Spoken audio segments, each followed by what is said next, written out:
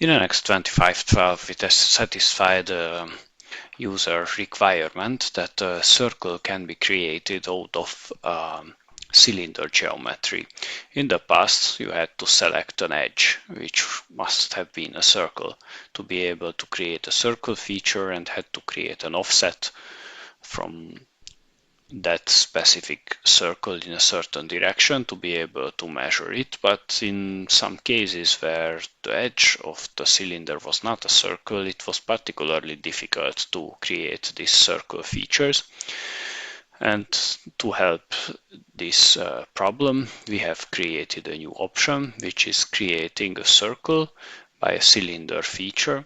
And I can set the percentage, that what's at which cross section I would like to create a circle. For example, I can set it to 25%, and then the circle will be created in that specific location without having to select a special circle feature, and it helps the generation of circle features, which is usually the 50% or more of the inspection features.